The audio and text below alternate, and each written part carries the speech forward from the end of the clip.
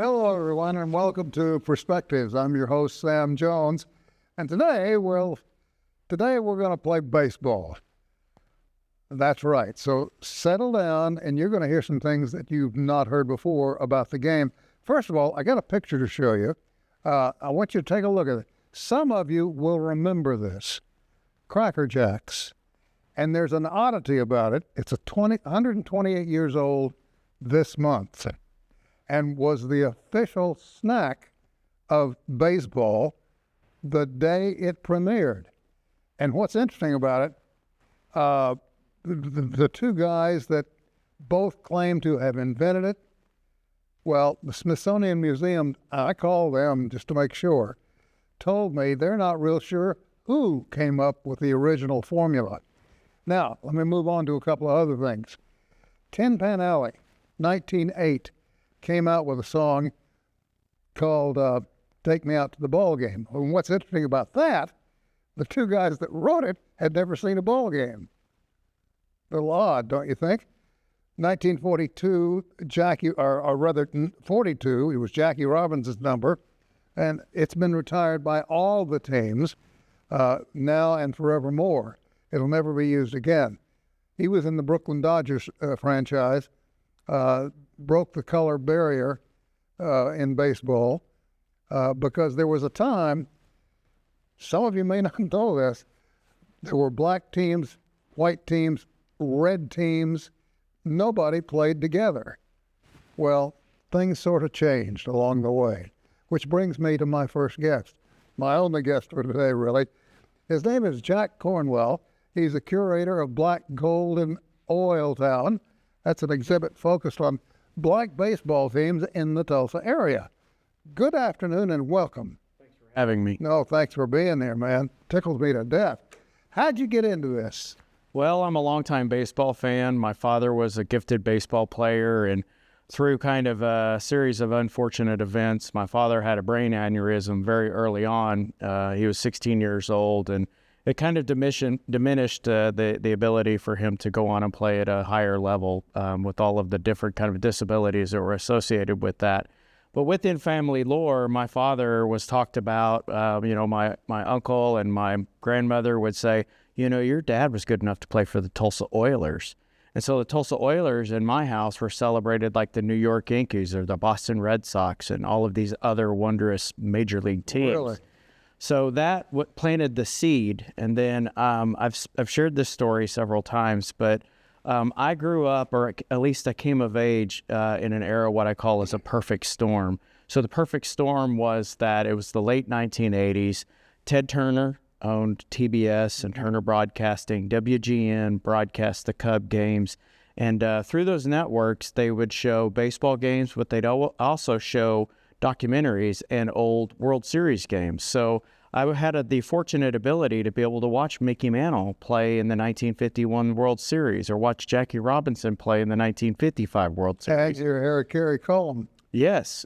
And so there's that wondrous history that was just laid before me during that time. It was also the era of the memorabilia boom. So it was at its zenith by that point. And then after that, they started producing all these little baseball figures. And as a young teenager, I would, put those in like little areas. I would curate them without even knowing what that was back then. So that planted a seed of love for baseball. And baseball is the only sport that I really follow, but that's kind of how I got the curiosity of it.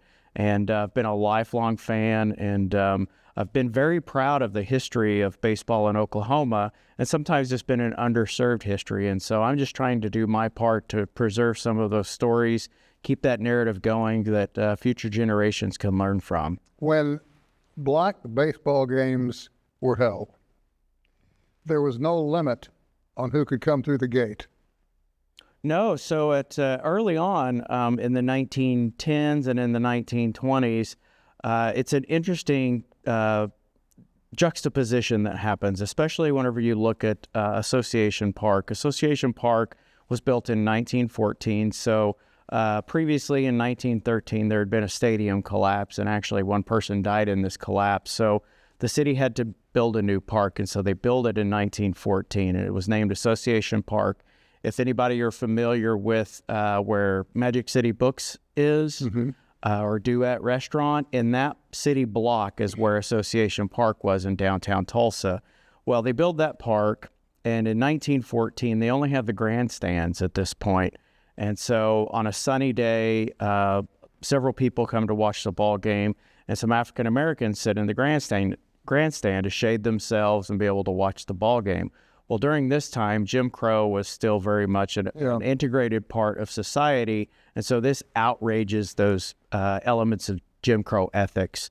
And so there's a public boycott through the Tulsa World newspaper, and they're saying if there isn't bleachers built, then we're going to boycott the ballpark. And so because of that, Al Brown, who had been the president of the white Tulsa producers at that time, he ensured the public that they would build new bleachers during a road game stand, and they did. And so you can see in a bird's eye map of the park where the bleachers eventually were put in during the tenure of that park. And so they would use chicken wire to separate the different parts of the park. So there were different patrons who could go to the park, but by the time you get into the 19-teens, they're beginning to segregate that. But interestingly enough, white teams and black teams would play on that very same field. And by 1915, there's a team called the Tulsa Colts. They win the state championship in that very park where they wouldn't be permitted to sit.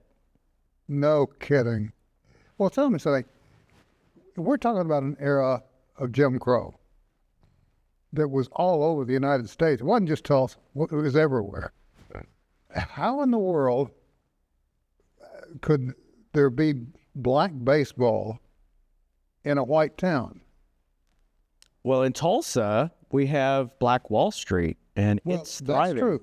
Especially before 1921, business is thriving at that point. So in the early years, in 1913, you have a man by the name of Freeman L. Martin. He's an attorney who transplanted to Tulsa. He becomes a part of the Greenwood Business League, and he's moving and shaking within the community. He also decides he's going to try his hand at baseball. He partners with a business entrepreneur in town. His name was E.C. Washington, and they decide that they're going to try their hand at baseball. And they recruit players from all over the country, and they build a team, and they call it the Tulsa Oilers because in 1913 there wasn't a white team that played. So Freeman and E.C., they named the team the Tulsa Oilers, and he puts the best talent that he can find on the field. Well, interestingly enough, during this time, they play maybe 3 or 4 games, and by the fourth game, they play Bartlesville, and Bartlesville trounces them. And he becomes so enraged and so incensed by this defeat that he sells off the team that he put together, and he buys a team that defeated him and finishes the rest of the season. So, no kidding. Yeah, so Jim Crow is a part of that, but the reason why they can thrive is because there's the infrastructure for them to be able to thrive. And even whenever you're talking about the larger narrative of African-American baseball, you have people who are supporting that black enterprise. I've heard a statistic. I heard it probably 15 years ago, but Greenwood, the dollar exchanged a minimum of 17 times before it left the community. So that's how they're flourishing and how they're being able to create different businesses, but also different aspects of recreation. Does anybody know for sure the origin of baseball? You know, that keeps changing all the time. And of course, at one time, the Mills Commission was established in order to prove that baseball was a wholly American game.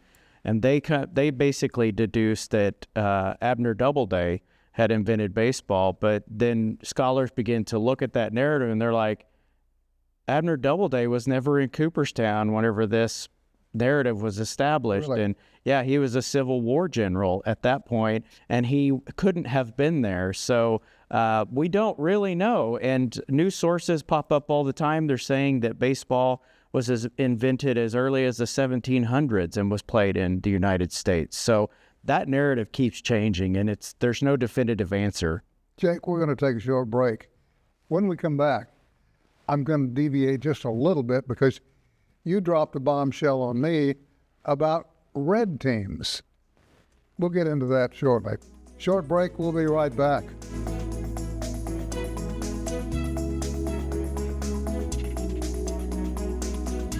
We're back talking with Jake Cornwell, curator of the Black Gold in Oiltown, which focuses on black baseball teams in the Tulsa area. You said something to me a while ago when we were off camera about red teams. Were there Indian baseball teams as well? Yes, as a matter of fact, there were famous baseball teams that came from Oklahoma. So in the 1930s, a man by the name of Ben Harjo from Holdenville, Oklahoma, creates this barnstorming team, and he names them the Ben Harjo Indian All-Stars.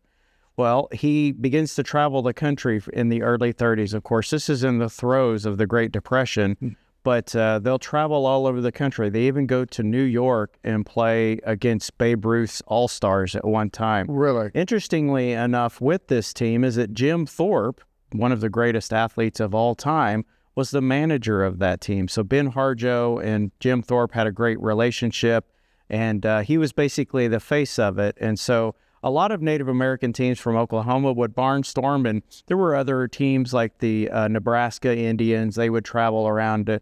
But the interesting thing about these barnstorming teams is that much like with African American baseball, where they have to shadow ball or pantomime or kind of joke around to be able to blur the lines of athleticism and entertainment. Mm-hmm. The same thing's happening within Native American baseball, and scholars are saying that in many ways they were having to put on red face, much like the times during with minstrel shows putting on blackface. Yeah. So they would have to put on headdresses and war paint, and they'd go by their Native American name, or some of them making up Native American names. And so within these early accounts, you can see that in the lineup, it's listing them all by like White Cloud and Running Foot. And so it's not clear on how many of those were their actual given Native American names and some of them that were made up. But some of the scholars are saying that this is all part of, dancing around what Jim Crow has established within culture. And so, yeah, the Ben Harjo Indian All-Stars they left a great legacy, and they were short-lived. But whenever you have somebody like Jim Thorpe who becomes the face of it, and he knows Babe Ruth, they're able to kind of, they're open avenues that they wouldn't have had before that. And I'll take that to mean that this is before Jim went on to do all of the great things he did in the Olympics. This is after that. Oh, it's after that? Yeah, so this is in the 1930s. Son of a gun. Yeah. Wow. Man, you're blowing my mind completely off the whatever holds it in place. That's really intriguing. Let's go back now, if we could, to black baseball. Questions keep popping up in my mind about who could attend, who could come watch. And when they bought a ticket to watch black baseball players, could they sit together? No, they couldn't sit together, but many times the advertisements will explicitly say, if it's an African-American team, section set along for white patrons, or plenty of comedy to be able to draw multiple people to come through the gates. So they couldn't sit together after they're beginning to segregate the parks, but they're certainly going to watch many of the ball games in the same stadium. So they're separate but together, if that makes sense. Sort of a separate but equal approach to integration. Kind of the Plessy versus Ferguson aspect of baseball. Yeah, really. Were there any names that came from early black baseball that were really, truly standouts? There were a lot of them, actually, especially whenever you talk about teams like the Tulsa Black Oilers that played in the 1920s and 1930s. They would produce people like Newt Joseph and Frog Reedus and Slick Black Rider. Nobody even knows what Slick Black Rider's name is, but he's one of the most important people who played on that team during that time. So the Tulsa Black Oilers, they're also working like a minor league team for the Kansas City Monarchs. And by this time, the Kansas City Monarchs of the New York Yankees of the Negro Leagues. So the Tulsa Oilers are feeding into that system. And incidentally, by the time you get to the late 1920s, there's a man by the name of Quincy Gilmore. He worked very closely with J.L. Wilkinson as his baseball secretary. And by the time he gets to the 1920s, he says, I'm going to try my hand at playing or putting together a baseball league. And he establishes the Texas, Oklahoma, Louisiana League. And they exist in the late 1920s into the early 1930s. And the Tulsa Black Oilers will be a part of that again. But then by the time you get was that a black league?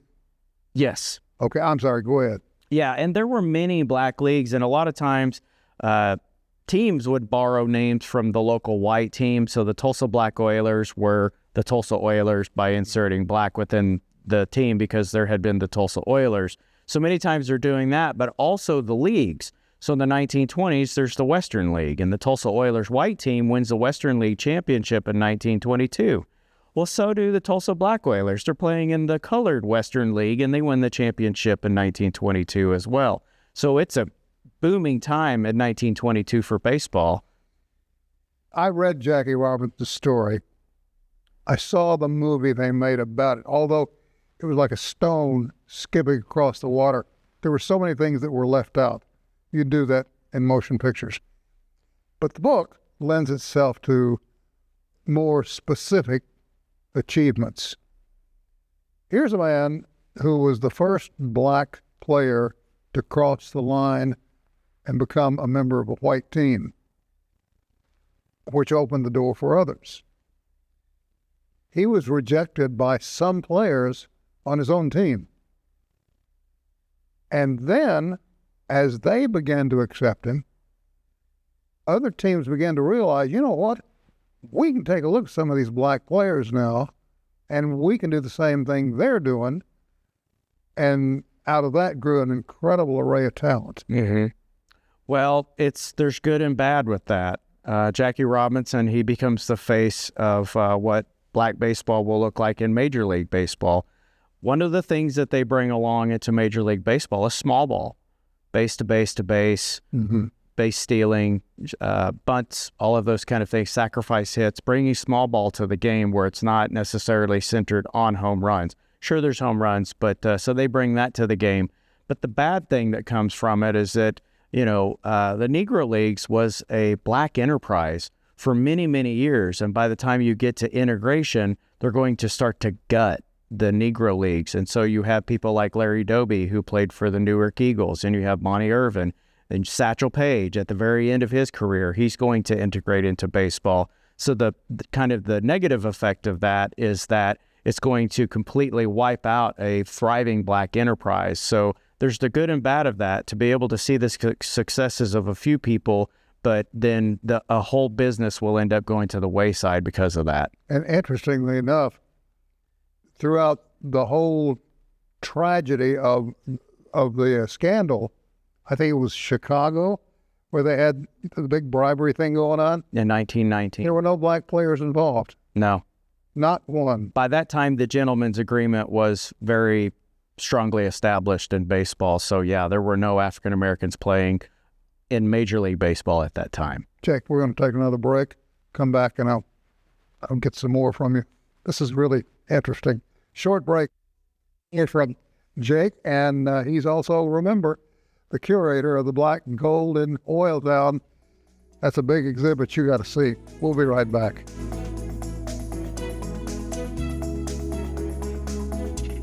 We're back talking with Jake Cornwell, curator of the Black, Gold in Oil Town. It's an exhibit focused on black baseball teams in the Tulsa region.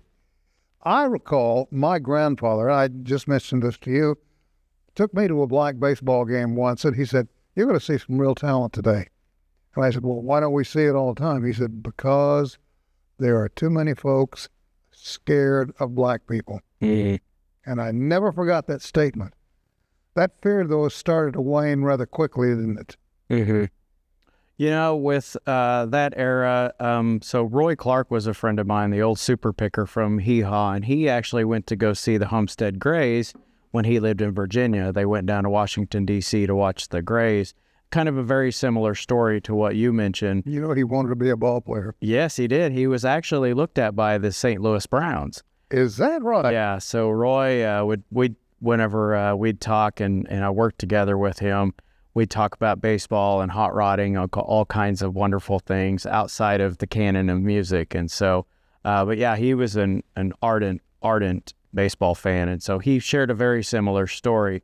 The one thing about like athleticism during this time is that for African Americans, they have a unique role because they're using their athleticism to blur these lines between Jim Crow and expectations and athleticism and all these different unique ways that they can kind of transition between athlete and what's outside of the baseline. Yeah, So, people then did not recognize or realize even that baseball was as much a mental game as it was a physical game. yes, it still is. But for them, But back then, that was a big deal. yeah, so but they're also pantomiming and doing shadow ball, and some are catching from a rocking chair.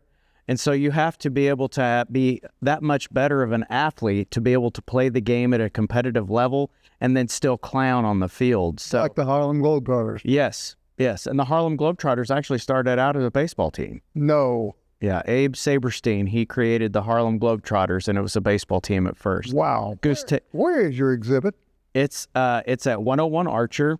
This is in partnership with the University of Tulsa, Oklahoma Center for the Humanities.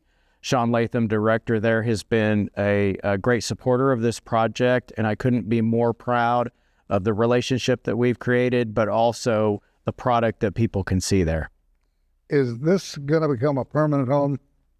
I sure hope so. It won't become a permanent home here. It will only be up until April 26th. So time is of the essence for people to get by and see it. There's a lot of juxtapositions that are within that history, and so it's worthwhile to go and see kind of the chronology of how black baseball relates to the overall cultural significance that was going on. It really needs a home, a permanent home. I'd love for it to have one. Have you got any sites in mind? No, but I'll continue to work with the Oklahoma Baseball Archive, and if there's anybody who would love to reach out to me, I'd love to have a conversation about it. Gosh sakes, what a nice thing to have. And who better than Oklahoma? There's a lot of history there. Boy, you're not whistling Dixie on that one. If you were to guess, and I'm not going to put your feet to the fire on this, but how many black baseball teams existed in the United States that were never recognized? Countless. I don't have a number, but even within Oklahoma, I'm discovering new teams all the time. The exhibit really talks about the footprint of Tulsa, but there's a small section that talks about this is not happening in a bubble or a vacuum. There's other teams that are just as important to this narrative, and the Guthrie Black Spiders and the Muskogee Cardinals. The Muskogee Cardinals are a barnstorming team that will play half of their games in Canada. So there's a larger story there, and so there are multiple teams, probably 25 or 30 teams within the history of black baseball in Oklahoma. So if you look at that en masse within the United States, there's going to be countless ball teams. Well, tell me something. When a black baseball team traveled out of town, for example, where did they stay after the game? A lot of times they're staying with people who they know within the community. The Green Book is a way for people to be able to travel during this time, but they're also during this time having to travel through sundown towns and having to navigate what that looks like. So a lot of times there's a large network where it's like I have an uncle or an aunt or a cousin or somebody else who lives in this town, or I may just know somebody there, and they're able to. Not only that, those people would organize gigantic feeds for these players. Yes. So they were covered, man. They had a safe place to sleep, to shave, shower, and all that after the game, and plenty of food to eat. Yes.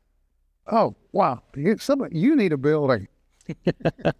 Hey, thanks for coming by. Thank you so much for having me. I'd love to have you back if you wouldn't mind. Sure, anytime. Down the road. I'll get my producer director is sitting in there going, it's time to get him off. Get him off. But thank you again. It's been a pleasure. Coming by. We're all out of time. I do want to ask you to look into the history of black baseball in this area. And after you've done that, if your curiosity isn't triggered, you don't need to be looking at baseball because there's so much to go around, not just here, but all over the country. And Jake is a good starting place. Thank you again, my friend. Thank you. We'll see you back here next time.